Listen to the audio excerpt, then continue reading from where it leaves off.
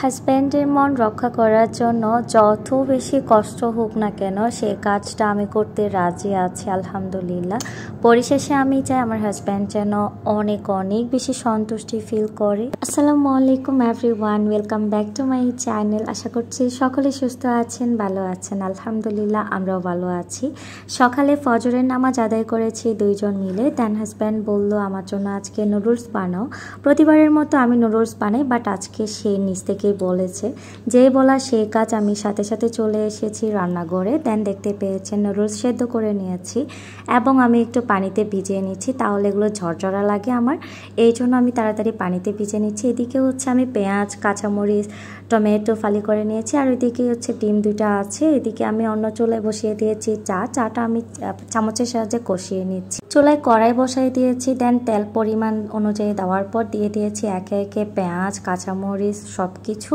তারপর আমি খুন্তির সাহায্যে সুন্দর মতো করে নেড়ে চেড়ে নিচ্ছি, একটু আলতোভাবে নেড়ে চেড়ে নিচ্ছি, বাট একটু তাড়াতাড়ি দেখা যাচ্ছে, তাই না? ভিডিওটা অবশ্য আমি স্পিড বাড়িয়ে দিয়েছি, এজন্য আপনারা একটু তাড়াতাড়ি দেখছেন।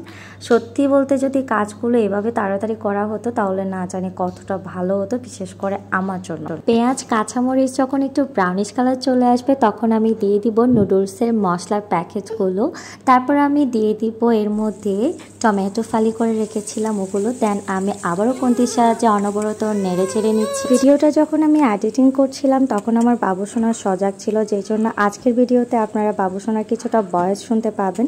সো প্লিজ কেউ কিছু মনে করবেন না। এখন আমি দুইটা ডিম ফাটিয়ে এখানে দিয়ে দিয়েছি অ্যান্ড খুন্তির সাহায্যে ভালোভাবে আমি সব মশলাগুলো একত্রে মিশিয়ে নিচ্ছি।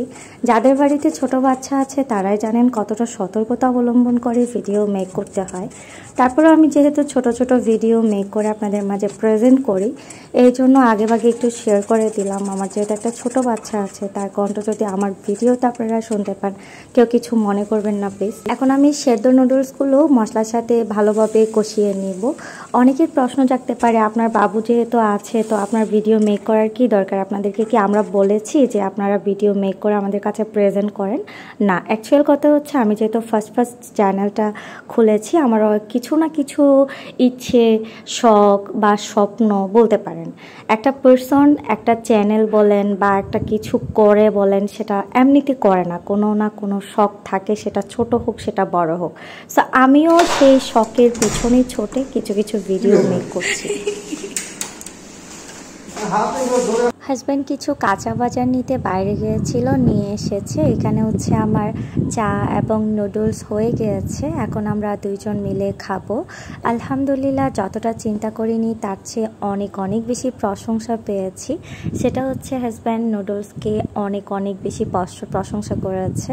ফার্স্টেই তো বলেছি হাজব্যান্ডের মন রক্ষার্থে আমার যত কষ্ট হোক না কেন সব কিছু করবো, বাট এটা কোনো কষ্ট না। এত বেশি প্রশংসা পেয়েছি সেটার মধ্যে এটা কিছুই না। যাই হোক, এখানে দেখেন কত সুন্দর ফ্রেশ মাছ নিয়ে আসছে, আর হচ্ছে এটা আমি দৌড়ে দেখিয়ে দিচ্ছি। এটা আপনাদের অঞ্চলে কি বলে চিনেন সেটা অবশ্যই কমেন্টে জানাবেন। আপনি তো একটা স্পেশাল জিনিস আনছেন আমার জন্য, থ্যাংক ইউ সো মাচ। দেখেন মাছগুলো একদম ফ্রেশ, মাশাআল্লাহ। সবচেয়ে বড় কথা হচ্ছে আমার জন্য এবারে এটা নিয়ে আসছে। এটা আমার কাছে অনেক বেশি মজা লাগে। এটা ও আমাকে বলছে এটা নাকি এতদিন সে ইচ্ছে করে আনে না, আমি খাই না মনে করে, তো এবার নিয়ে আসছে।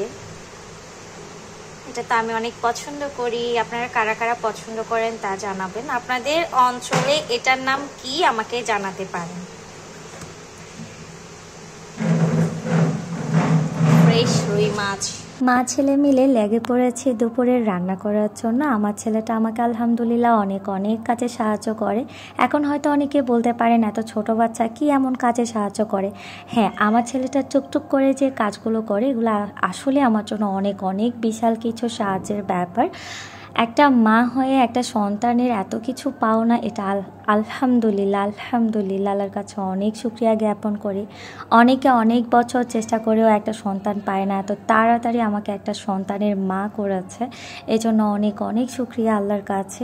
সবাই দোয়া করবেন আমার সন্তানটাকে যেন সবসময় আল্লাহ পাক সুস্থ রাখে, বদ নজর থেকে যেন হেফাজত রাখে, সবসময় ভালো রাখে।